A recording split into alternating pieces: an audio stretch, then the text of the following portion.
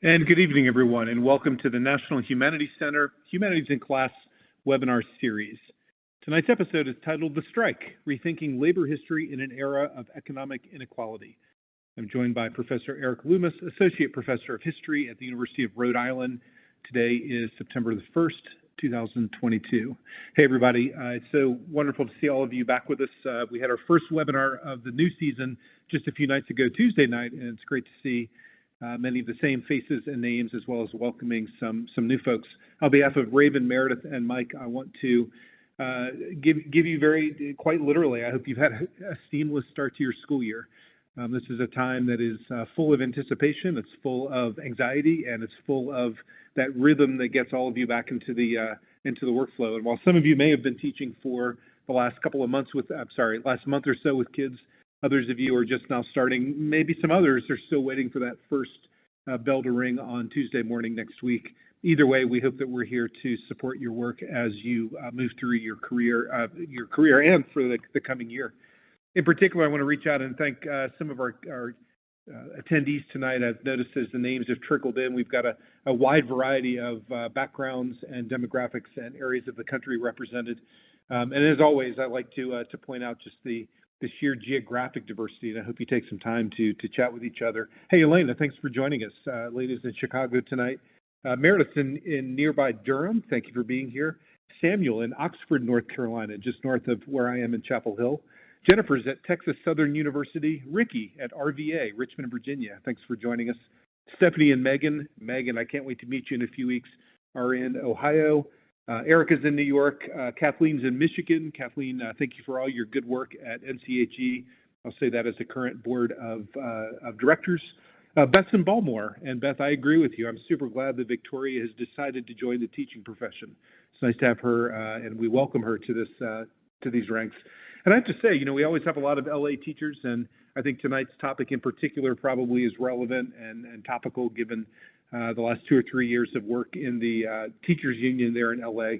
But I've noticed that we're really running the table on the elementary schools, running right up block by block. We've got Joseph at the 10th Street Elementary School. We've got Alfonsina at the 20th Street, Marissa at the 28th Street, Isabel at the 50th Street, and the way up there at the top, Sherilyn is at the 74th Street Elementary School. I'm glad that we were able to drive through all the elementary school neighborhoods in Los Angeles. I want to thank you for being here. The center is also preparing for the beginning of our year. Our fellows arrive actually over the weekend and then start their fellowship year on Tuesday, and they'll come to this building every day for the next academic year and do their work in the humanities. Really pleased to welcome 37 fellows this year. You can find them listed and their projects and their affiliations also noted on our website. It's always actually just a great honor and a thrill to be able to get to know and to work with so many esteemed scholars and folks who are doing the work of providing us, educated non-experts in these fields, a chance to better understand our world. And I include all of our webinar guests, our speakers, as well as the fellows that we've invited to the program in the past. All the work that we produce at the center is intended to be free and open, and you can find it in the Humanities in Class digital library. As an open education resource platform, this is a place where you can go and not only get materials like the readings that Professor Loomis provided to you before tonight's session, but you can also know that you're getting them with copyright permission and you're getting them for absolutely free. I hope you did take some time to read the article that Professor Loomis provided you. And if you didn't, because listen, you're busy and it's right at the beginning of the school year, I hope you find it valuable when you go back and reflect on tonight's session and the things that you learn. You'll also find in that same subfolder in the webinar series group other resources that we've collected and added there. That includes resources and materials from other partnering organizations like Teach Rock, part of the Rock and Roll Forever Foundation. You can find this resource on the songs and the lessons of labor history in the early 20th century. And again, most importantly, you know that you can use them with Creative Commons licensing and that they're going to be free. This is also the place that will add the recording of tonight's session afterwards, and you can go back and either spend some more time lingering with some of the key points that you'd like to revisit, or particularly if you work with older students, you can use this as in a flipped format and perhaps ask your students to listen to several sections or a topic or 8 or 10 minutes, and then come into class the next day prepared to discuss it. I do hope you take some time to look through the rest of our season. It's really a remarkable season. I'm always thrilled to welcome so many just wonderful folks doing really great work. This is episode 2 of 43 episodes this year, so we've got a lot to go. And we do have themes that emerge throughout the year, and that includes this theme of equal opportunities to succeed. Join me, for example, in a few weeks with Ann Blaschke from UMass Boston, and we'll talk about Title IX at 50. Or join me in early January with Earl Lewis, who is a professor and the founder of the Center for Social Solutions at the University of Michigan, and we'll talk about the ongoing battle of affirmative action. Or maybe later in the spring, in March, early March, join me when Erica Doss from Notre Dame talks about the ways that art can be used to understand the national projects of the Great Depression. And then finally, in our concluding episode next spring, join me with Mar Hicks when they join me to discuss the difference and the diversity in the history of computing and the ways that technology can reflect both the opportunity and the bias that we have in our human condition. If you're more interested in not only earning professional development credit, but exploring some of these topics in depth, please do consider joining our online course portfolio. Hey, Beth, if you're in Baltimore County will reimburse you in full for taking our online courses. And if you or anyone else does, you'll have 35 hours at the end. For you folks in LA, I know a lot of this work is important for your salary credit. And while you may attend 6 webinars, and I hope you attend many more, you can also take a course and earn 35 hours all at once. These courses begin on September 12th. They require about 3 to 5 hours of work per week. They do have a live instructor, and they do give you an opportunity to interact with your classmates and your colleagues. We have, I think, 8 courses on this slate this coming September. That includes this one that we created with the Leventhal Map Center at Boston Public Library, entitled Empowering Maptivists, using maps and data to examine social issues in the humanities classroom. I want to thank and welcome our incoming Teacher Advisory Council. That includes you, Megan Large, for their willingness to engage with us and dedicate some service to us this coming year. I always describe, and I very genuinely mean, that we hope this is a mutually beneficial relationship. And while each of our TAC members will be joining webinars and contributing in a wide variety of ways, we also hope that this experience connects them with a larger network, and that includes all of you in the audience tonight. If you're new to our webinar series, as a reminder, this is not a video program. You won't see our faces, but you'll hear our voices. You also see the slideshow, the PowerPoint that is associated with tonight's seminar. If you ever have any problems with the audio, I hate to say it, but it's almost always user error. So first, check your own volume settings, maybe disconnect your microphone, maybe even log out and come back in. It will not disrupt us, and it will not disrupt your record of attendance. You should also try the refresh button if for some reason things seem a little glitchy on your end. But the most important thing is for you to use that audience chat box, because we do want you to engage with each other and with us. Feel free to drop in questions or comments. Feel free to drop in links or resources. If you have a formal question, though, that you would like to bring forward to Professor Loomis, then drop that into the Ask the Professor tab. And I'll be sure as the moderator to bring that forward at the appropriate time. So again, you've joined the Humanities in Class webinar series, and tonight's session is titled The Strike, Rethinking Labor History in an Era of Economic Inequality. I'm very pleased to be joined by Eric Loomis. He's an associate professor of history at the University of Rhode Island. Hey, Professor, can you hear me up in Rhode Island? I sure can. Can you all hear me? We can, and as we take a moment, we're going to sort of bounce back and forth with our mute buttons. I would like to start before I give you control with the PowerPoint with a personal question, if you don't mind.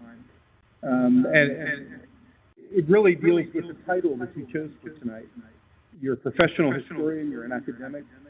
All of our teachers love humanities and perhaps even social studies and history. But I suspect that most of their kids think that history is a static, done, fact-based, textbook-oriented subject. So you've given us a title tonight that says Rethinking Labor History in the Current Context. Talk to us a little bit before we begin about how history changes based on what's happening in our current world. Well, sure. I mean, I think that you're right in that students often, come into history courses thinking that it's, reading from the textbook and a bunch of dates and a bunch of names, and it's not particularly relevant to the present. But I think that most of us know that the subjects that interest people, interest scholars, change over time. And we've seen some eras be interested in some questions and other eras interested in different questions. And, labor history is kind of one of those things. It was a field that in the 1970s, coming out of the 60s, saw an enormous flowering of growth and really the development of an entire new field. And that extends into the 80s. But by the 1990s, with the rise of neoliberalism, of the kind of the post-Cold War period, and the increasing wealth of America after the fall of the Soviet Union, that a lot of those questions fell to the wayside. Labor history became less of a popular field. People interested in such questions began to move toward the history of capitalism and looking at capitalist institutions, which is great, but the history of working class people was sort of forgotten about by a lot of historians. And then in the last 10 years, really, since the 2008 economic crisis and the kind of rise of a rhetoric of economic organizing again in the United States, not surprisingly, historians have turned back and began to look at these questions in a new way and are bringing new approaches to the examination of labor history. And once again, it is increasingly relevant in the field among students, and I think there's a lot that we can talk about in ways to integrate this into our larger teaching. That's true, and to really put even a finer point on that, it also seems like you're suggesting that while tonight's topic is labor history, that often topics from the past are sort of reemerge and surface with a new understanding based on contemporary context. That must happen quite a bit in the field of history. Yeah, absolutely. I mean, there have been eras. Another example of this more recently is that I think that in the 90s and 2000s, that in terms of time periods, the late 19th century, wasn't really that popular anymore. It had a revival in the 60s and the 70s and these great studies of the progressive era. But by the 90s and 2000s, it's kind of become a backwater. We have a sort of rise in interest in, once again, in the early revolutionary period and the early republic. Of course, the Civil War is always of interest. But I think that, again, since with the rise of what many people call the new Gilded Age, and this era of economic inequality that is similar to what we saw in the late 19th century, there's been many major books about that period once again. And so, you see that in all sorts of, basically almost all fields have sort of ups and downs in terms of interest from scholars. Great, thank you for those remarks and that framing. We're looking forward to your conversation tonight. Again, as the moderator, I will be bringing questions to you on occasion when it seems like we need to take a pause or perhaps for clarification. Thank you again for being here. You bet. Should I just launch into it now? Yep, go ahead. All right. Well, again, I want to thank you all for being here on this, this Thursday evening. It's a great honor for me to speak to you. I'm rather glad that I didn't have to be seen, as I haven't had a haircut in 3 months, so I look terrible. But so I look much better in that picture. So we'll just leave it at that. What I want to do today is to get us to rethink labor history and to think about ways in which we can integrate it as teachers into larger narratives of teaching. So what I'm not going to argue for here today per se is like a that you should have, if you're a high school teacher, let's say, a unit on labor history, which may not be realistic given all the things that you have to teach.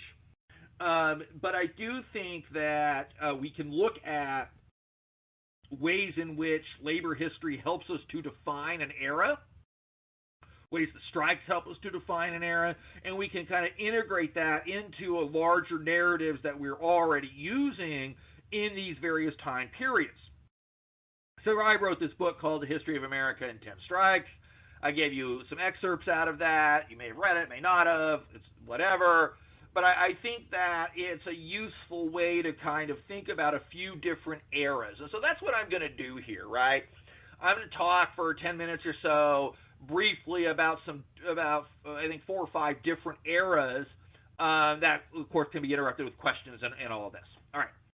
So I sort of various stories here, right? And one, we'll start just up the road from me in Pawtucket, Rhode Island in 1793, where the first modern factory opens and the Industrial Revolution arrives in America, right? This is Slater's Mill. It's a great place to visit if you get a chance to.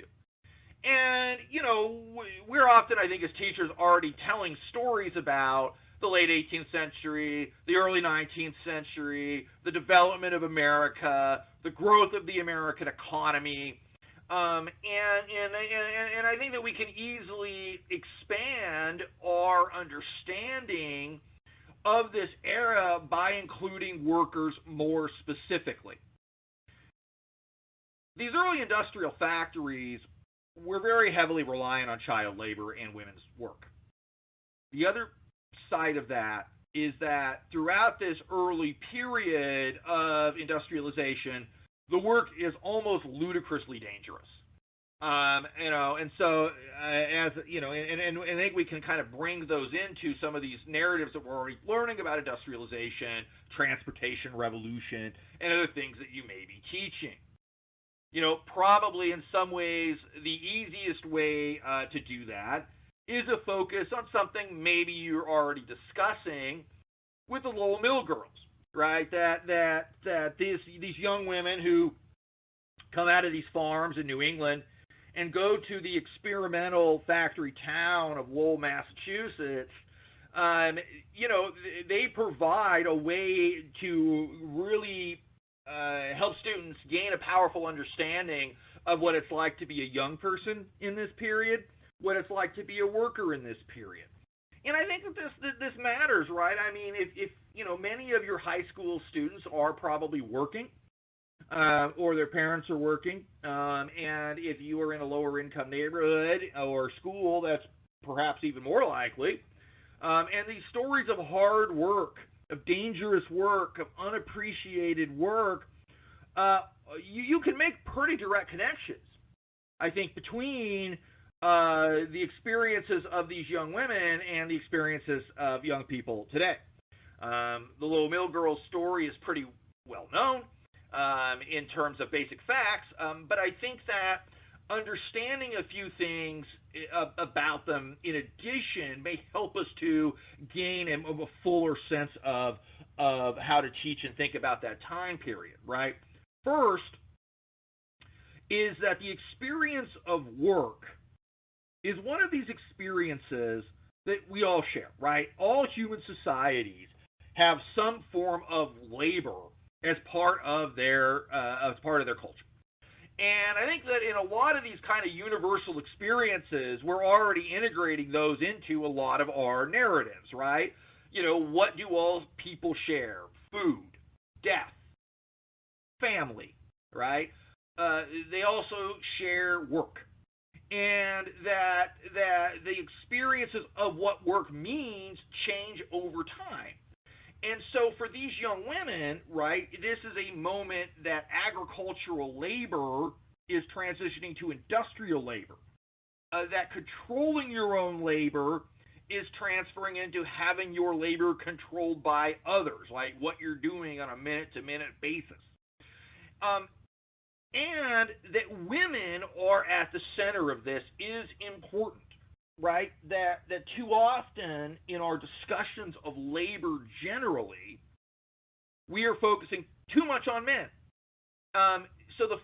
some of the first strikes and the first chapter of this book that I looks at the Lowell Mill girls' strikes in the 1830s and 40s. It's women setting a lot of the precedents in American labor history. Okay, so you can bring this in as a women's history story, as a story that connects to your students around work, right? As a story of people fighting for social justice, as a story of even of people even sort of beginning to create the environmental movement, as one scholar, a guy named Chad Montrey at University of Massachusetts at Lowell, has discovered or argued that these young women are some of the first Americans to really articulate a desire to go out into nature for fun, because these factories are terrible. I mean, they're awful places to work. And I think that we can see this in a number of different ways in this early period. 5 Points, for instance, which is this incredibly crowded neighborhood in New York City, probably the most crowded in the United States, an area known for crime. It is another way to get at connections to the present around poverty, around urban issues, around overcrowding, around the ways that the police respond to this poverty. Right? That there's a lot of these kind of connections that you can make. The child labor is a fantastic way to build these connections as well. And I think it's also worth noting, just how expendable lives were to the Industrial Revolution. I mean, like if you look, for instance, at the Erie Canal, right? If you're teaching the Transportation Revolution, we talk about the Erie Canal, we talk about all the ways it changed America, but what never gets talked about is that over 1,000 workers died building the Erie Canal. A lot of them just from the sides just caving in, and it was a horrible story of massive death and suffering. And who's doing a lot of this labor? Well, it's immigrants.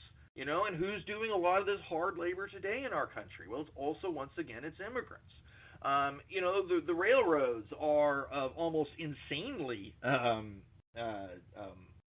dangerous, both for workers and for passengers, for that matter.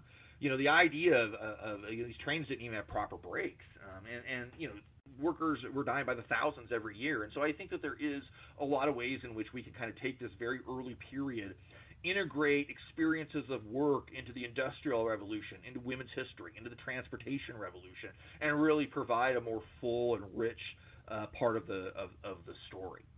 So I will stop there and see if there's any questions or thoughts about the first bit of this. Yeah, there are a few questions. Thank you, Professor. I'd like you to. This question actually comes from. Let me check. This comes from Jacob in Santa Cruz, and I'm going to reframe it a little bit, Jacob. So forgive me if I miss your full intent. But talk to us a little bit more about this concept of work as a common denominator in the human experience. Do you mean? And by the way, it doesn't have to be either or. It can be all the above. But do you mean that in this period that work became, well, first of all, a very literal kind of survival? Working to make sure that you had the food and the shelter and the, all the things that keep you alive in the present tense. Did it also, though, start to become emotional satisfaction and fulfillment? And finally, did it also become sort of hope for the future, that I'm going to work now so that later on things are better for future generations? Or in this early period, is just simply, I'm trying to get through the day? Yeah, let me answer the second part of that first. I mean, I think that, the ideas of, like, I'm going to work and make life better for my family, or, my kids aren't going to have to work as hard as I did, those are later ideas. That's not really an early 19th century thing. I mean, the expectations of the early 19th century among this initial working class is that you're going to work, right? That work is part of your life, and working hard is part of your life. That kind of work changes going from rural labor to industrial labor. They're very different kind of work forms. But the kind of the sort of vision that we're going to work hard and like it's going to be easier for our kids and all of this is really more of a 20th century thing, because the opportunities for improvement aren't really there. I mean, there's some of this, and with the mill girls, it's more complicated because they're seen as respectable working class. And the idea here is that they're going to marry and, you'll work for a few years, they'll marry, and then they'll go on and, live some middle class kind of life. And some of them do, right? I mean, you can, there's a great book by a woman named Lucy Larcom that's interesting for teaching. Maybe some of you have used it.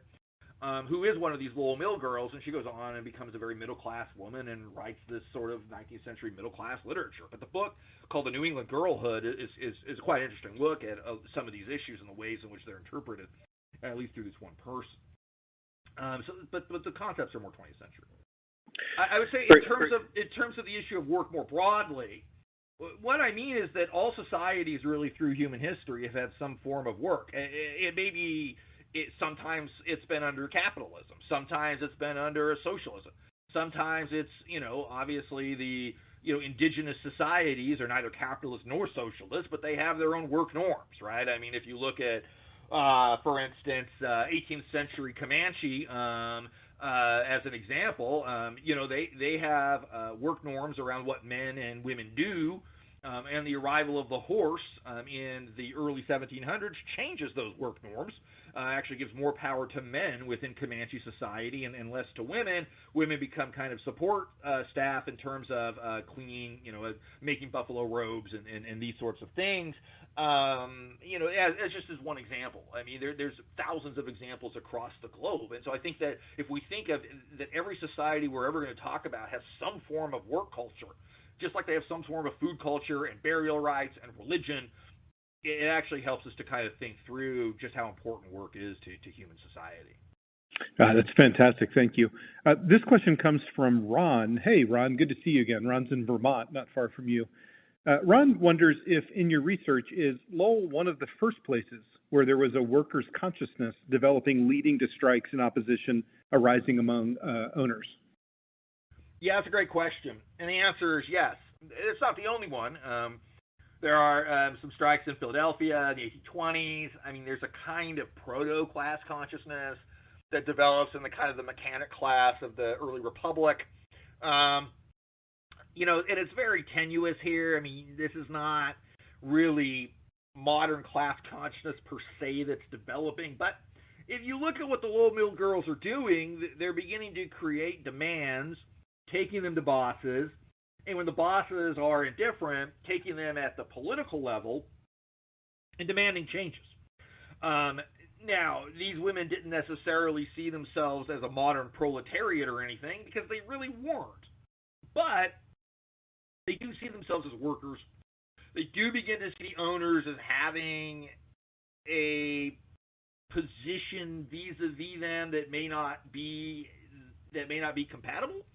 And they're using collective action to create changes, including through strikes as well as political lobbying and other things. And so, in terms of kind of some of the first groups that are really initiating what we would call labor activism, the mill girls and other women as well. There are strikes in New Jersey, in Philly, to some extent in New York.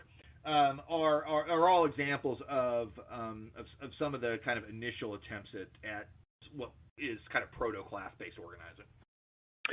Great. Well, Allison, I see your question. It's a great one, but I'm going to wait to bring that forward as we move through the stories and the chronology. So, Professor, why don't we move to story 2? All right. So I want to talk about the second story is the American South in 1865.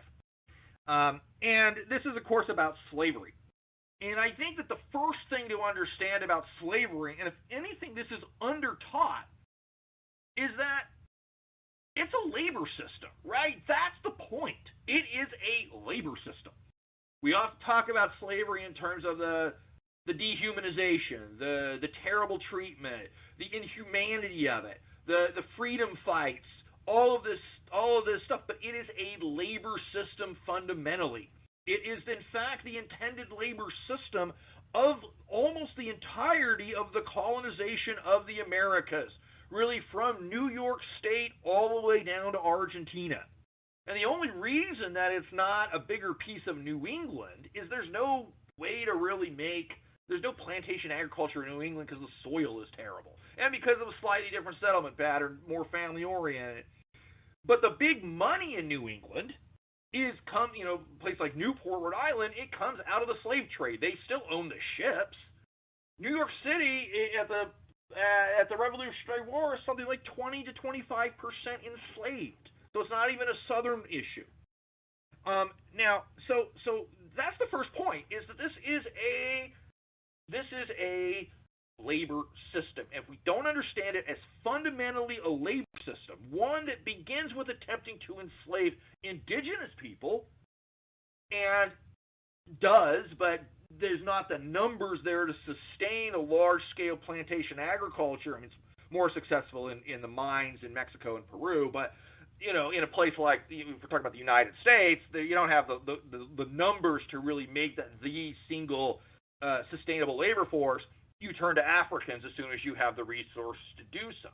I like this image of this tobacco label from 1800 or so because it really demonstrates to the extent to which by then work was assumed to be done by black slaves, right? That here's your planter, and there's the workers on the left, and then there's the slave holding the umbrella over the planter, and it just shows how definitive the idea of work was, and our slavery was to the labor system. Obviously that. Sorry, my brain's shut off there for a second. The centrality of black labor to plantation agriculture by then, right? Now, of course, we know this to a certain extent, right?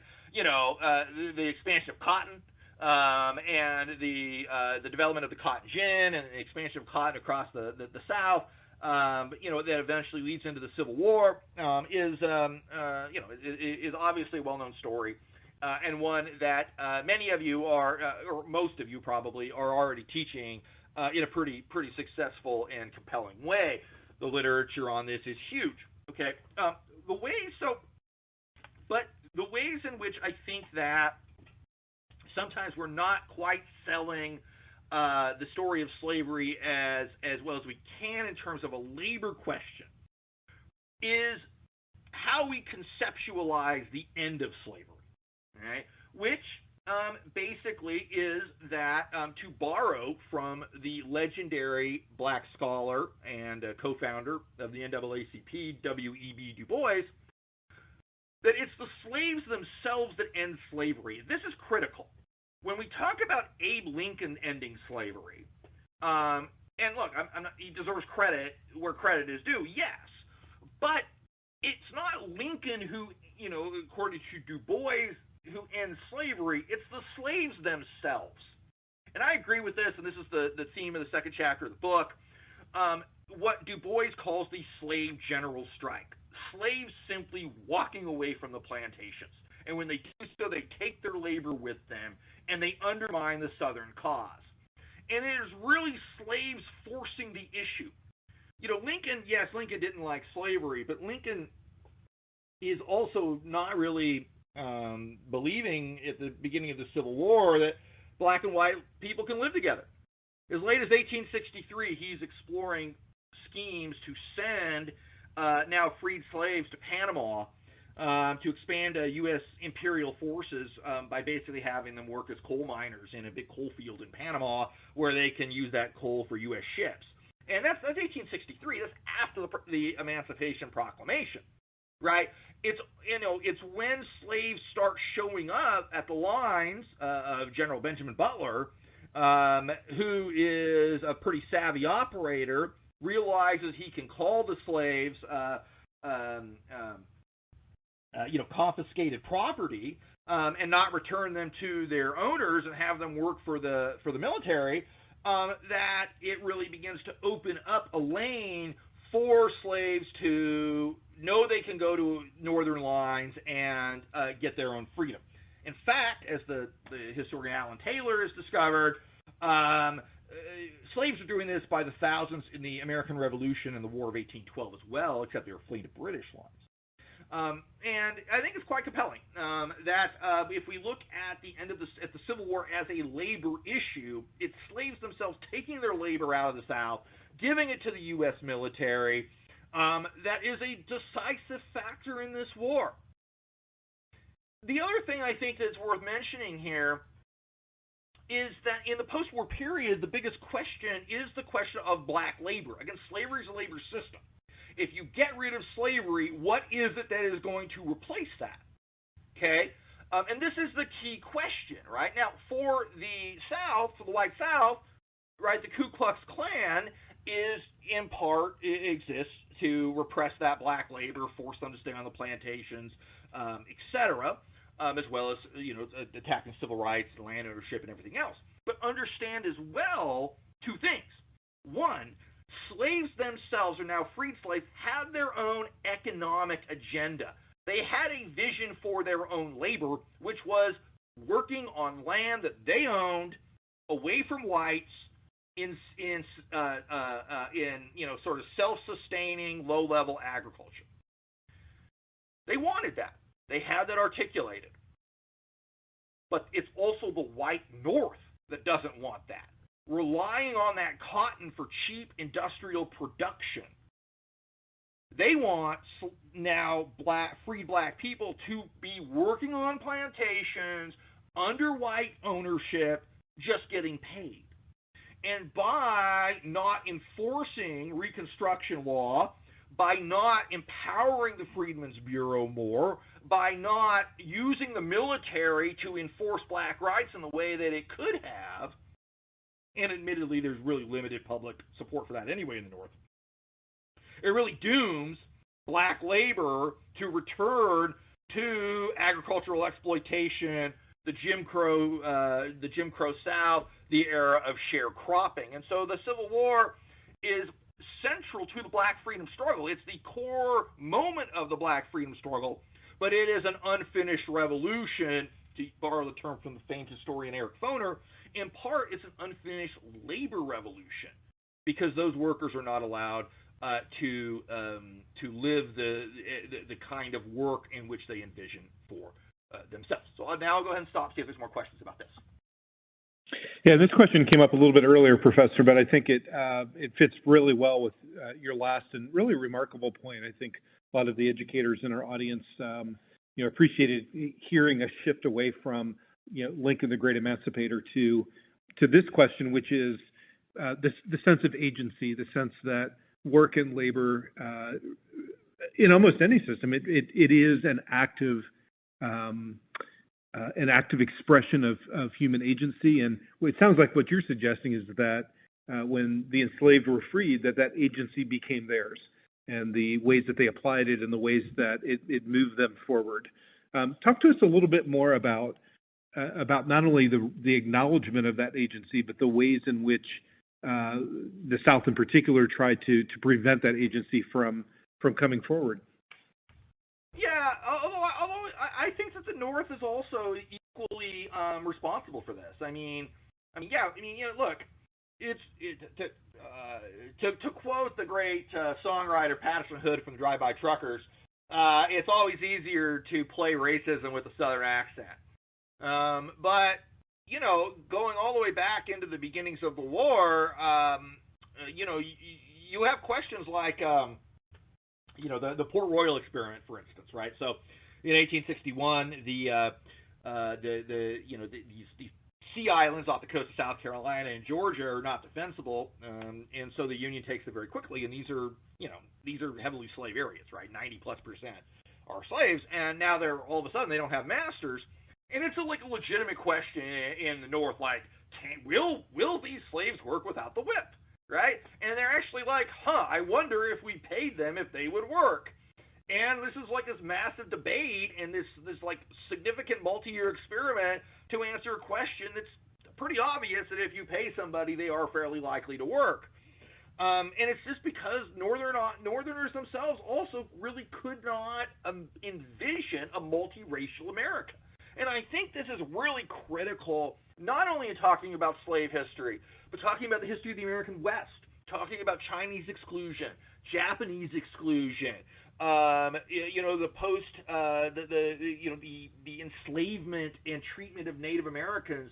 For white Americans, really through the entire 19th century, the idea of what today in the 21st century we might call diversity is really anathema. It's not, if you look at, let's say, the response of white, most of whom are from the North, who go to California as part of the gold rush and are dealing with all these Chinese and Argentines and Chileans, they respond with incredible violence and hostility to the entire idea of it.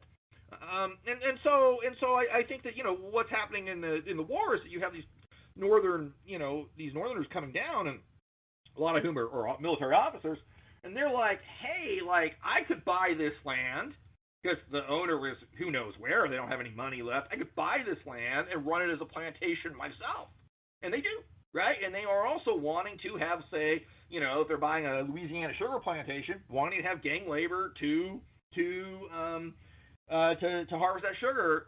They just want to have a contract and payment for it. So yeah, it's better than slavery, but I think that the key here is to understand that black labor had a very significant vision for its own economic emancipation, and that whites, both Southern and Northern, were really unwilling to take that seriously. Great, thank you. One more question before we move on. This one comes from Tony. Tony is in Los Angeles Unified School District in Southern California. And he's wondering if you could clarify, and I'm going to read this as he wrote it, but that might give you an opportunity to clarify it for him. He asks, were the slaves that did work in the North get paid a living wage? Well, I mean, slavery ends in the North by the 1830s. New York and places like that have graduated emancipation laws. And so, it does fade away for a variety of reasons. I mean, some states get rid of it immediately upon after the end of the Revolution. Others takes their time doing it. New York, especially, because it had such a strong slave culture. So it's not so much. I mean, slaves in the North didn't get paid, right? Because they were still slaves. In terms of free black communities, though, no. The answer is no, right? That they are at the bottom of the economic ladder. Doing a lot of the most difficult jobs in America, whether that's women who were cleaning, or they were men who were, working in whaling, for instance, in these multi-year journeys that were going out into the ocean with very, relatively low survival rates. And so, no, I mean, the economic poverty of northern black communities is very, very real. You have the building of northern black communities, so Boston, for instance, is a great example of this, where the National Park Service has a really wonderful park site, about the Boston pre-Civil War black experience and post-Civil War too. But and you can see the building of small sort of middle-class enclaves and the development of churches and fraternal organizations and these sorts of things and businesses. And you begin to have a small number of people who are relatively well off, but your average free black person in the North, no, they're definitely not making anything that today we might call a living wage. They're usually very, very poor. Great. Well, why don't we move to story 3? Sure.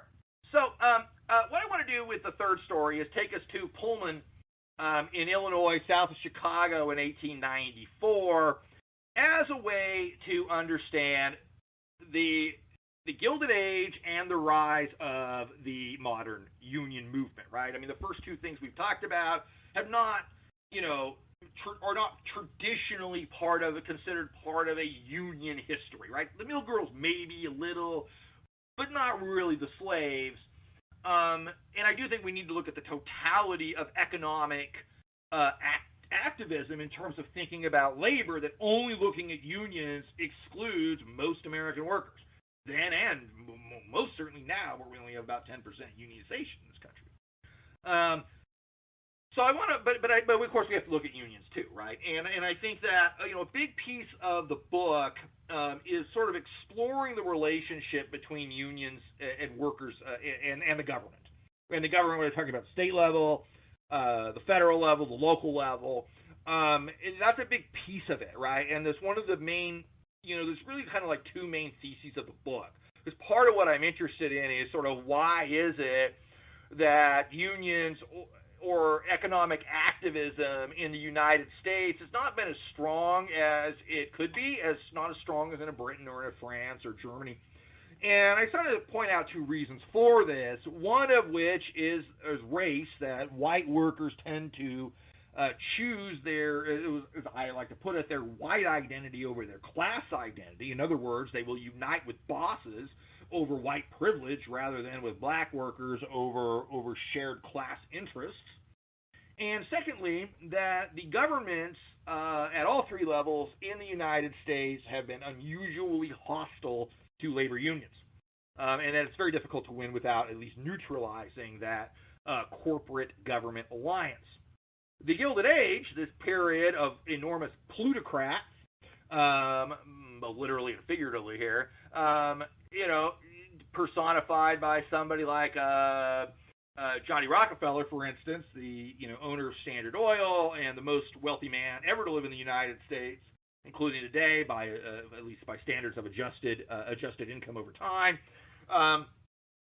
are a small number of tremendously wealthy individuals who, through by hook or by crook, usually by crook, take over most of the economy in the late 19th century, with the government completely willing to do that, taking bribes left and right, kind of in love with this new wealth.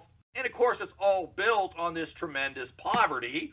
This is a picture some of you may have seen. I always like to show this to students of these kids in New York playing next to a dead horse. Of course, the horse kind of takes us away from the fact they're also playing in an open sewer. This is this New York street scene, and it's not good, right? All of this is being built on this enormous working class, increasingly immigrant from mostly from Europe, not exclusively, that simply doesn't have a way to really rise in society. And, what ends up happening naturally enough, and these European immigrants are really critical in bringing over more class consciousness into America. Native-born Americans traditionally, even toward the present, have been less class conscious than other people out of European societies. There's various reasons why, we can talk about that, but German immigrants, English immigrants, a lot of people who are immigrants, Russians, are coming to the United States in part because they have embraced Marxism, which is socialism writ large, which is a very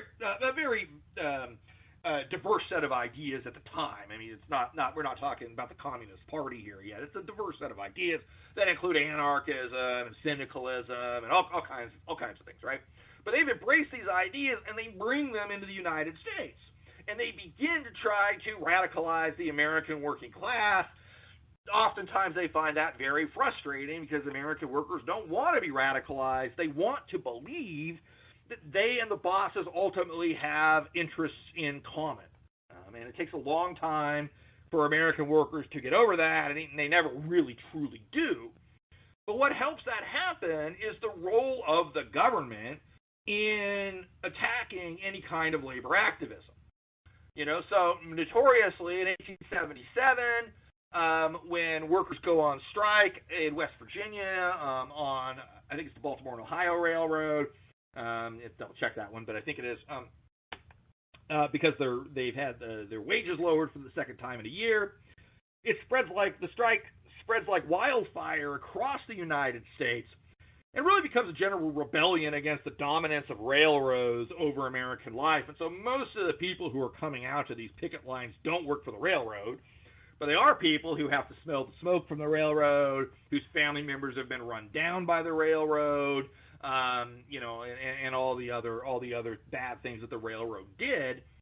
And this is seen not as a spasm of working class activism and it was relatively apolitical. I mean, this is not sophisticated anti-capitalist stuff going on in 1877.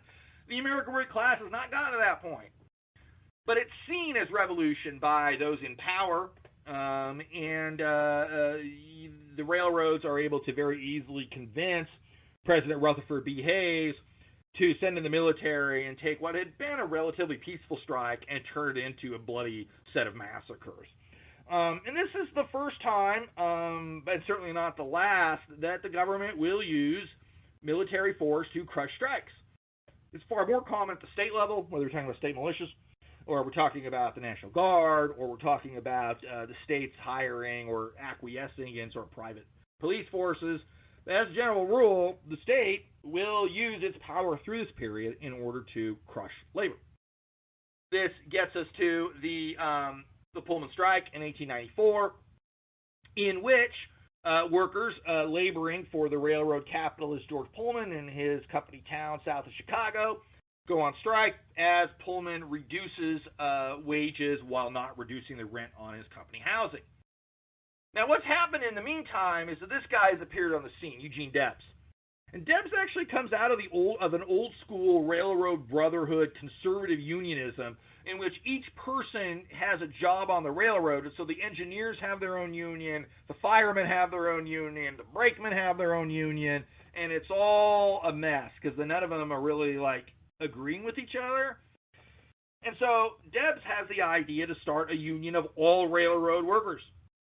This is the American Railway Union. And when those Pullman workers go on strike, Debs calls out his union to shut down the railroads in solidarity to force the government to intervene to recognize the rights of these workers. Well, this is a tremendously corrupt period. The Attorney General of the United States is Richard Olney. The President's Grover Cleveland.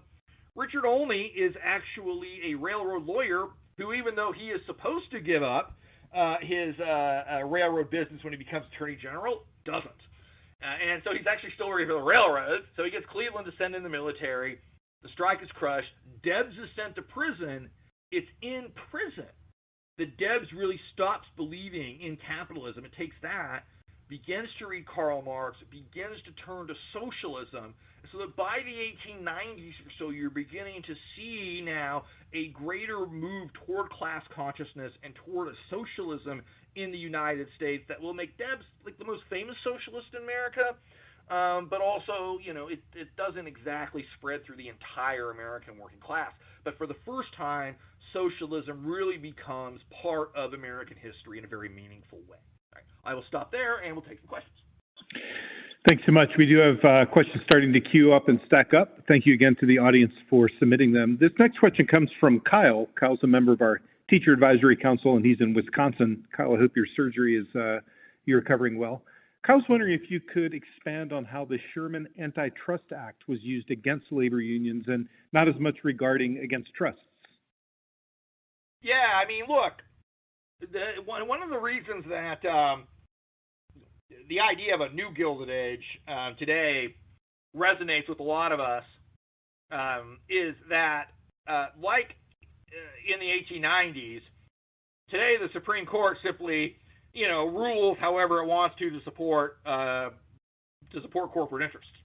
So it'll take a law that it was meant for one thing and it will apply it to something else, or it'll apply it in ways that benefit one political party, but then the logic will not be applied if it helps the other political party. And, it leads to this crisis of the court. And that's what was happening in the 1890s as well, right? And so you have a law that gets passed because there is this control by railroads over society. Leads to a lot of other forms of organizing in America. The populist movement, for instance, the progressives are very involved in attempting to have railroad regulations. There's a lot of literature. Frank Norris is an example. The Octopus is a classic example of anti-railroad monopoly literature. So there's all kinds of social movements rising around this. And so in 1890, a relatively mild law is passed, the Sherman Antitrust Act, is supposed to limit railroad ability to create monopolies and to stop these combination of companies that restrain trade, and the idea is to restore competition and lower prices.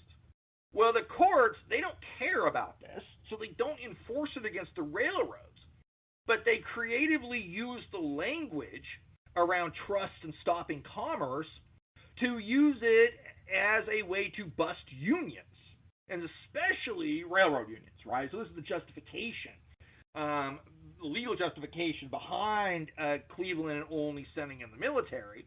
And this law is not by no means intended to have any impact on workers, unions, anything like that.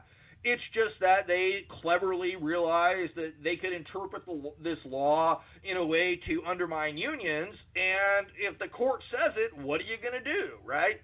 Similar to today, with the Janus decision, for instance, that was an attempt to eviscerate public sector unionism, including, of course, teacher unionism. The legal standing behind that is, or the legal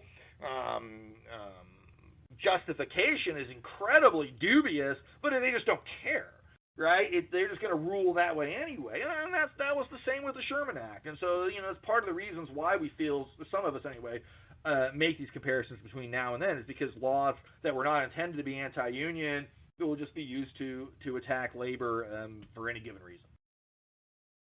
That's a nice way for me to bring in Allison's question from earlier, and I'm going to read it in its fullness and ask you to make that connection from past to present. She writes, 80 to 100 years after Lowell, women became central pieces of the labor movement during the Progressive Era, but are, with Supreme Court sanction, treated as people in need of special oversight like children, and therefore subject to restrictive labor legislation that is discriminatory, largely thanks to the double-edged sword of the Mueller decision. And unions, Gompers in particular, are using women as foils for their goals. Where do you see this trend finally ending in any substantive way? Well, that's a complicated question. Feminists have debated this for a long, long time. That the Mueller decision in 1908, which creates a special category for women that allows for labor protections for women that aren't allowed for men, is discriminatory in a sense.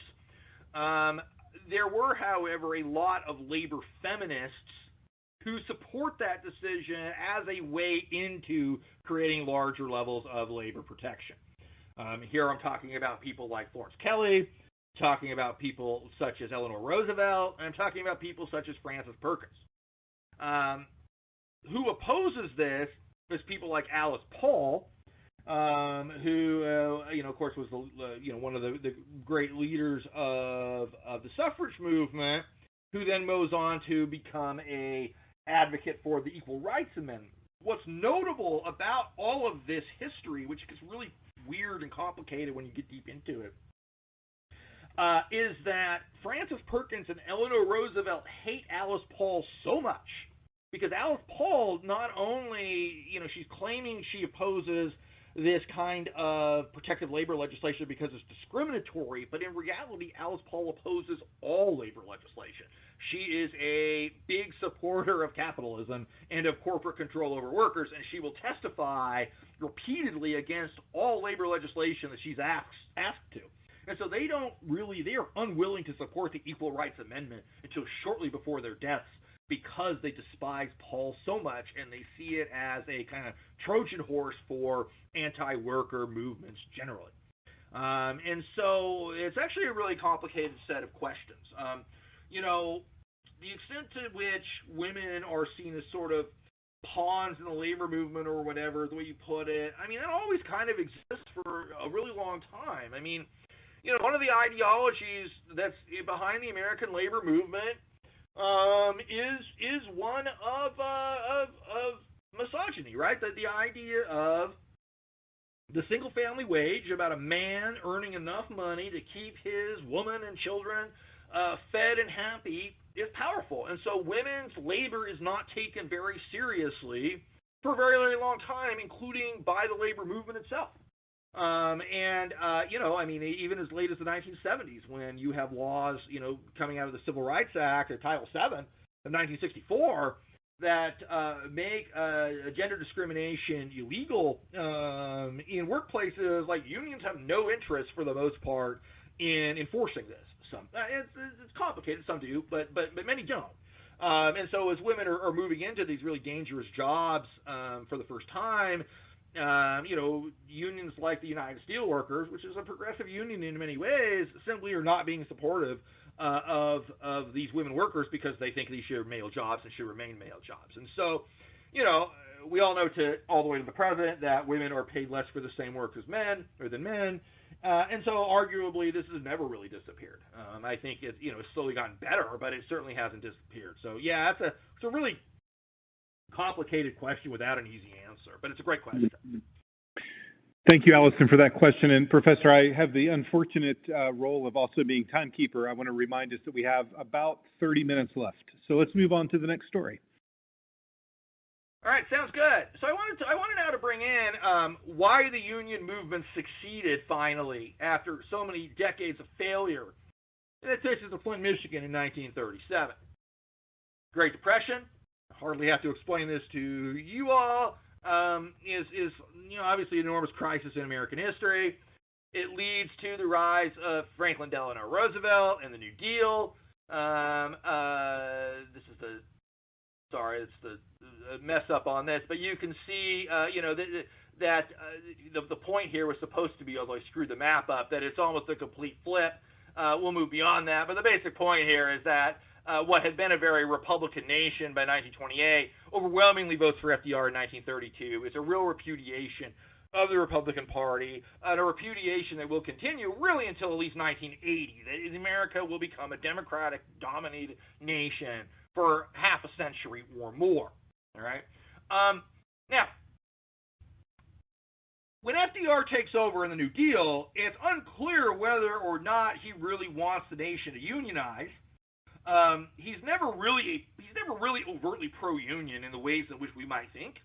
He doesn't really step out and state his pro-union positions.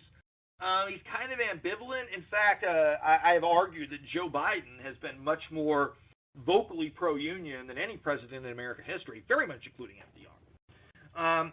But New Deal labor legislation is being created. It's being passed, and workers are kind of forcing the changes. So in 1933, as part of the original New Deal, you have the National Industrial Recovery Act, and there's a clause in this thing, Section 7A, that theoretically gives workers the right to unionize, but they didn't really think about it that much when they were writing it. It was kind of a throwaway line. And union leaders see that and say, hey, the president wants you to unionize, which was not necessarily true. But in 1934, you have this enormous uprising of workers in the United States, 4 huge strikes, the longshoremen in San Francisco, the textile workers in the South and in New England, the auto workers in Toledo, and the Teamsters in Minneapolis. This year of labor rebellion really kind of wakes FDR up to listen to those sort of labor liberals like Robert Wagner, the senator from New York, and his Secretary of Labor, Francis Perkins, to pass meaningful labor legislation, which means the National Labor Relations Act of 1935. And this is part of a general move by workers to take control of a political system in a way they never really had before. That's what's critical here, right? They are electing pro-New Deal people, pro-worker politicians up and down the line at the level of mayor, of governor, of congressman, of senator, and of president. You really have 4 consecutive wave elections for Democrats, 1930, 32, 34, and 36, that created the scenario by which you have very large majorities for basic union rights at a lot of these levels. And this is what makes a big difference, right? So let's take it to let me explain this, right? If we go to Flint, it's late 1936. The United Auto Workers is formed, but Flint is a company town, and that company is General Motors, and the workers are scared to join it, right? They're flat out scared to join the thing because they don't want to lose their jobs. GM's firing union workers. They don't want to lose their jobs, which were very hard to get during the Depression. So they're scared to join it, right? And so a group of UAW activists, using some very sophisticated ideas at the time, engage in the Flint sit-down strike, which begins at the very end of 36 and into 1937.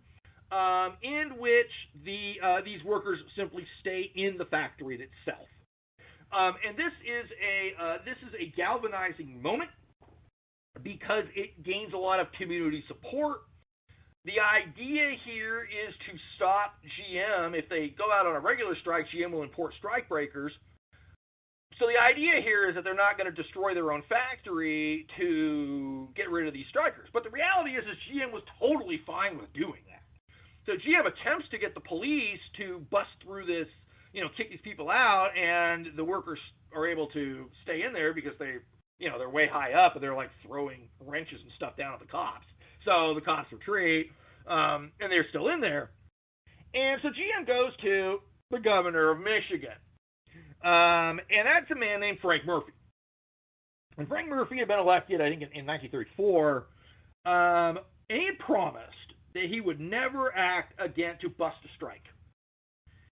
So GM goes to him in the old ways, as we saw in 1877 and 1894, and there's so many other examples in American history of this, was that, even if you said you were going to do that, you got into office, you got some donations, some nice steak dinners, some bourbon, and you would kind of become more pro-corporate. Well, Murphy didn't do that. So GM goes to him and assuming that he will say, yes, I'll send in the National Guard and we'll get rid of these strikers. And Murphy says no. And when Murphy says no, and you have this larger community support, this is from a different sit-down strike, but the point is they're like bringing food into these factories. GM has no choice, right? That GM is forced to acquiesce, allow the CIO to exist, allow the UAW to exist, create the beginnings of the modern labor movement in America. But the reality is that the key moment here is not the strategy itself. The sit-down strike is a pretty good strategy at the moment. It gets overplayed. In fact, the Supreme Court rules it illegal a couple years later. But the key here is that the unions, the workers, had elected pro-worker politicians, and they were holding them to account. That's what made the biggest difference. And you see this over and over again in American history, that it's really, it is about, elections are a critical piece of American labor history if unions are to succeed in a nation in which corporations and politicians tend to operate in tandem, neutralizing that. The government isn't to be pro-worker, but if it's neutral, workers can win. That's what happens in the 1930s. You have the rise of new laws, the Fair Labor Standards Act, creating the minimum wage and the overtime and all of this. United Auto Workers becomes the dominant feature of American life. Walter Reuther, the head of it, is because arguably the most powerful labor leader in the country after World War II. The working class able to go on vacation. And again, you have the movement of large sectors of the working class, at least briefly, becoming something that looks more like the middle class. All right, I'll take some questions. I tell you what, Professor, why don't we move through the next story, and we'll do questions after 4 and 5. Sounds good. So I'll just hit this real fast. Takes us to Memphis in 1968. Many of you probably know where this is going. But I think a really critical issue when we talk about civil rights that is forgotten. We talk about the March on Washington, and, the civil rights movement and Dr. King have been reduced to one paragraph of one speech he gave in 1963, and it actually ignores the history behind the Black freedom struggle, which was about economics as well as about desegregation in the vote. The name of the March on Washington is the March on Washington for Jobs and Freedom. Jobs is central there, right? It's even ahead of freedom. They had a mission at the March on Washington, a $2 an hour minimum wage. In 2022 money, that's about $16. In other words, those of you familiar with the Fight for 15 over the last 10 years and this attempt to get fast food workers a better wage, that's the same campaign that Dr. King was supporting in 1963.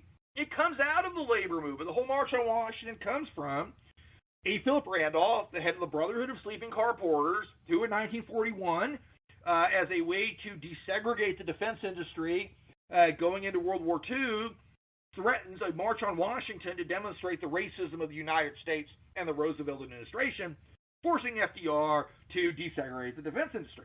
Randolph's still around. People like Bayard Rustin are still around organizing this. It is a union event. It is mostly paid for by Walter Reuther and the United Auto Workers. Ruther is the only non-minister white to speak at the event. It's probably the only event in American history where labor demands have been presented on national live television by Rustin, by Ruther, by others, by Randolph. It is the fact that we totally forget this, that we completely erase economic organizing from the civil rights movement, shows the impoverishment of the ways in which we teach civil rights. And the ways in which, by erasing the economic issues behind so much of this, we actually make it only a fraction of what they are really fighting for, a fraction of what the black freedom struggle is fighting for today, and in many ways makes it a whole lot easier for the power structure to accept the civil rights movement, because if we erase the fact that Dr. King dies in Memphis in 1968 supporting a sanitation strike, they had converted to a democratic socialism by 1968, that he's fighting to create the Poor People's Campaign in Washington, D.C., and had come out against the Vietnam War, it makes it a whole lot easier for people who are opposed to economic emancipation today, for people who are opposed to higher minimum wages, for people who are opposed to unions to use Dr. King's name for their own ends. But it is a false history and one that we must avoid. I will now end this story. Thank you so much. And I think what I'm seeing in the chat and seeing in some of the questions is how much they appreciate taking this central core component of labor and weaving in gender, race, age, other aspects of American history that they do teach. This question is a little bit messy. Admittedly, this comes from Allie in New York City. Messy in the sense that I think it's going to give you a few places to answer it. Allie is curious about the connection between the Great Migration and the recruitment of Southern African Americans by industries in the Rust Belt and the collective bargaining demands made by steel workers and coal miners, for example. Did African American workers lend these efforts more power or more muscle, or did their exclusion further empower the owners of industry to curtail worker rights for all? Well, I mean, let me mention your first comment first. That, I mean, that's part of the idea here, right? Is that we can integrate labor history into our pre-existing structures of teaching, right? That whether we're talking whatever the eras we're talking about, we can throw labor history in there, which I think is a lot more effective and really true to the lived experiences of people than having some weird separate unit on it that may not fit an overall arching structure of how you're teaching U.S. history through the year. In terms of the question of the Great Migration, which is a very important one, the reality again is that white workers have routinely chosen again their white identities over their class identities, and of course employers knew this. And so when you had big strikes in steel and in mining and in rubber and in other industries, auto, you would see the intentional recruitment of strike breakers from the South, mostly, although not exclusively, African Americans. And so you labor recruiters would come down to a place like Alabama and say, a place like around Birmingham, where you already had a significant mining, coal and steel industry. And they would recruit workers and say, hey, come on to the north, come to Ohio or Illinois, and you'll get a lot more money. And so naturally you're going to do that, and they're not telling these workers are going to be strike breakers, but they are. And rather than try to organize them, you see, a lot of racism against them. And so, it takes a lot to integrate unions, So you take like Ruther even in the UAW. Ruther is really good on civil rights, but he really doesn't have the ability to tell, workers on the shop floor in Flint in 1963 that they need to have an integrated workplace and not be racist. Like that's, there's a lot of resistance to what he's doing at the local level. And it takes a long time to break that down within the labor movement. I think it is mostly broken down today. But obviously racism is something that is an American, universal phenomenon in many ways, but it is certainly an American phenomenon, and working class people are not immune to it, and neither are labor unions. And so in terms of the question at hand around the recruitment of black workers into steel mills and in coal mines, Yeah, no, I mean it was used by employers to divide workers, and very intentionally so. It's only later on, and certain unions are better than others. The United Packing House Workers, for instance, as early as the 30s and 40s, were very good at creating interracial leadership. So it's not all labor unions, but many labor unions really struggle with this, and those divides continue for a long time. Great. Well, we have about 15 minutes, Professor. Why don't we move through the remaining stories, and we'll take questions at the very end. Okay, sure. I think I just have, let me just flip through here. I think I just have, I got two more. All right, I'm going to make this quick. Okay. Story 6, Southern Arizona, 1983. The point here, what happened to the American labor movement, right? It was strong, and then it collapsed. Today, we're at 10%, really only about 5% when it comes to the private sector. And a big piece of the story here is the revival of the conservative movement. In the 60s and into the 70s, it wasn't just the labor movement that was doing well. It was the environmental movement. It was the consumer rights movement, led by people like Ralph Nader, for instance. And corporations were suffering, or well, suffering is not the right word, they believed they were suffering from all kinds of attacks on their ability to do whatever they wanted. You had the creation, yes, of new labor legislation, such as the Occupational Safety and Health Administration, but you also had environmental legislation like the Clean Water and Clean Air Acts. Nader and others were forcing laws so that, like, when Ford, made a Pinto and they got rear-ended, like, maybe it wouldn't catch on fire and explode and kill you. And they're outraged by this. In 1971, Lewis Powell, a big-time Virginia corporate lawyer, sends a secret memo to the Chamber of Commerce, which is headed by his very good friend. They're both from Richmond, and they knew each other, Eugene Sidnor, basically saying that corporations need to get their act together, start uniting and defeating these, what he sees as evil movements of labor, environment, and consumers. And shortly after, coincidentally, because Nixon didn't know this, Nixon names him to the Supreme Court. So Lewis Powell becomes a prominent Supreme Court justice. This gets, of course, this sort of builds through the 70s. By 1980, you see the election of Ronald Reagan, a far-right figure, kind of the beginnings of the contemporary conservative movement. Reagan moves immediately to fire striking air traffic controllers. And the more you get into the air traffic controller story, the less attractive the air traffic controllers are. In a sense, they did not have a sense of solidarity with other unions and really took a very risky action that backfired on them. But I think more importantly than even the air traffic controllers is that what Reagan did is he basically told private companies, the old rules are done. You don't have to negotiate with unions. You can bust those unions. And so in 1983, the Phelps Dodge Company, which was the world's largest mining company, reopens a closed mine in Arizona, forcing the workers on strike, which were in the Steelworkers Union, and basically attempting to destroy the union. They create, the state of Arizona creates a force of an old school police force, like a secret police force, to infiltrate the union and help out Phelps Dodge. The lead lawyer on this is the father of Ann Coulter, the current right-wing commentator, to give you some sense of the kind of continuity of all of this, and they succeed.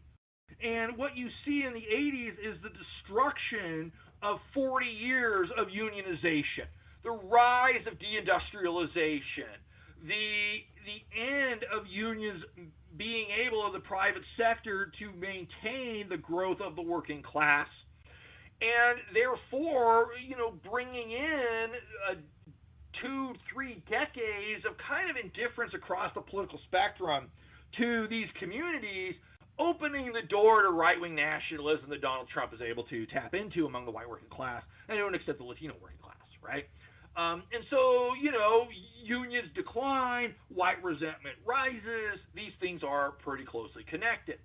So the question then is, the present, right? The last story here, West Virginia in 2018, where you have this revival of teacher strikes, right? Even outside of union structures. And the West Virginia strike was only sort of outside of union structure, but You had it in Oklahoma, which is these are very conservative right-wing, right-to-work states. And yet, and you have them in Los Angeles, Chicago, Wisconsin. I mean, teacher movements are all around the country, doing very impressive things. Presently, about a big strike of teachers in Columbus, Ohio. So this is this kind of continued activism that has sort of started to bring back some of this labor militancy. In part, I think, successful, as it mostly has been, because it's about the community, right? They're striking for themselves, but they're also striking for the kids. That in a society in which the kind of turnaround, or the phrasing around the 99% versus the 1%, seeming increasingly true to people every day, this kind of community unionism is powerful. And it builds across the spectrum, right? So that you have, these new frontiers of organizing with graduate students, with Amazon, with Starbucks, right? With all of these movements that are taking place right now, that has not turned around the labor movement. We're still not gaining overall members, but is bringing in an energy and a rejection of this right-wing domination over the workplace that was not only something that the Reagan administration sort of pushed through, but something that the Clinton administration absolutely embraced, something that Obama was ambivalent about. So it is a Republican thing, but it's also been a Democratic thing, as there's been more value placed on tech and that kind of like economic growth than the working class. And so many people feel left behind that they're beginning to organize once again. And so as we move toward the present, as we think about the roles of work in the present, we can look back at this past and see that, that racial solidarity has to be there with class solidarity if we're to succeed. That organizing and politics have to come together if we are going to succeed. That we can retake power for the working class, at least some, but we have to understand the real structures that we have to face. And I think in terms of teachers, because a lot of you aren't really necessarily going to be teaching like contemporary labor issues, that all parts of American history, work is a central piece. I think my book tries to get that more generally. I have a long labor history series at the website Lawyers, Guns, and Money, and on Twitter. Most days I do a long labor history tweet thread, some of which are about very famous things like Homestead or Pullman, and others are about very obscure things, trying to make the case that that we can tell the story of history through a class perspective and through a perspective of worker activism in ways that are often not just about big strikes, but are often unexpected, and really can help enrich our larger sense of history. So that's it for me. I hope to take some questions. Fantastic, Professor. Thank you so much. This was really a fascinating walk through, not just the chronology, but through the grapevine of the way that these things pull together. And as you may have seen from the audience chat, we have quite a few teachers who have been involved and benefited from and feel very passionate about their own teacher unions. And this is a really helpful, I think, overarching view of where they go and where they've been.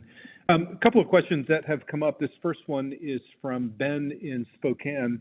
Ben is wondering what success looks like. So if in fact what you've presented ever comes to pass, how will we know when we reach that place where we can say, yep, we've gotten there? Well, that's going to depend on your personal political perspective. There's an argument to be made that, and some have made it in critiquing my book, from the left, that there was never a socialist revolution in the United States, and therefore workers have never gained real power. Well, maybe that's true.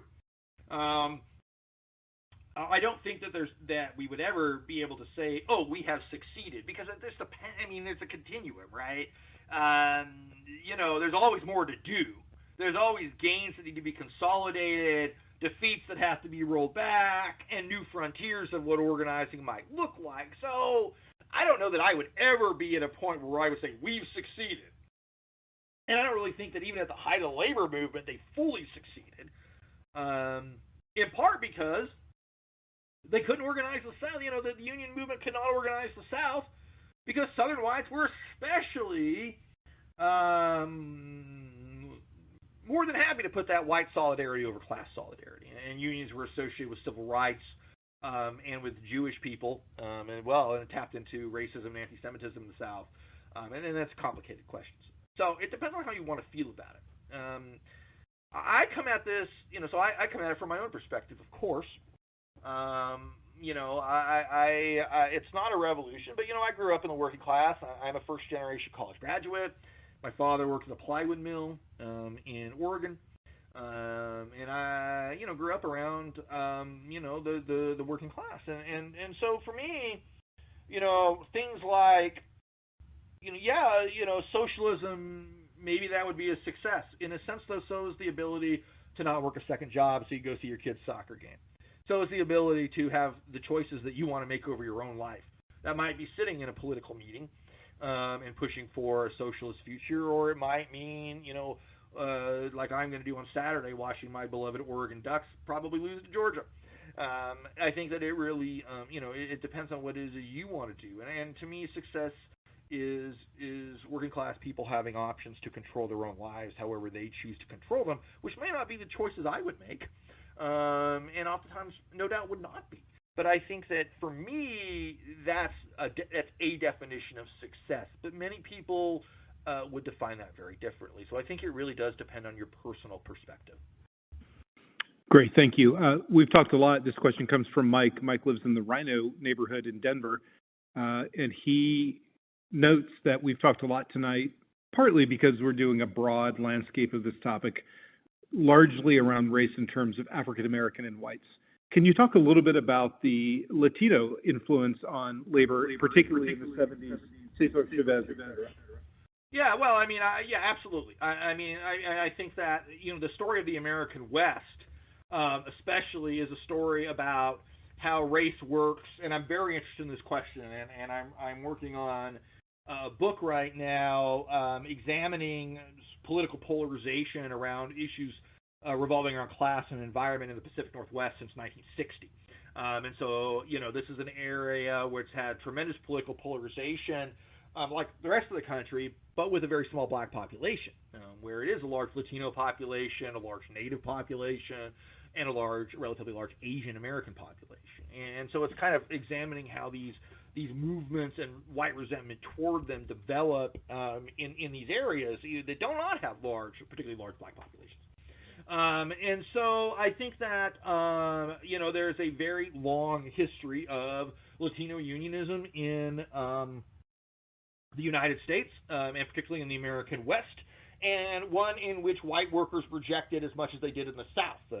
One story I like to tell is in 1903, you have a really remarkable, very short-lived labor union developed called the Japanese-Mexican Labor Association, where both Japanese and Mexican workers unite cross-culturally and, of course, cross-language and religion and everything else in California to form a union. That was a farm workers union, an early farm workers union. And it may have succeeded, except that the white Californians and Sam Gompers himself, the head of the AFL, rejected the idea of allowing Japanese into American unions, so refused to grant a charter to that union, and the thing disappears shortly after. And so this has been a problem in much of the American labor movement as well, is that even when you do see things like cross-racial organizing, the white power structure within the labor movement itself does not want to see that. Again, that's not so much true today.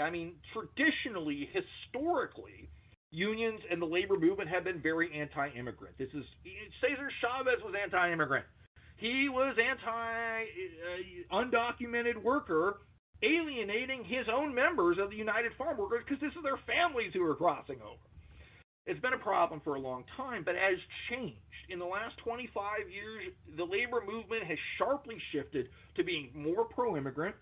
My last chapter of the book, I focus on, and I didn't have you read that one, on the Justice for Janitors actions in the late 90s and early 2000s, particularly in Los Angeles, which is the moment in which the labor movement really becomes a much more pro-immigrant movement. And today, among large social movements that are not immigrant-oriented up front, labor, environment, consumer movements, reproductive rights, etc., probably the labor movement is the most active supporter of immigrant rights of any of those other movements.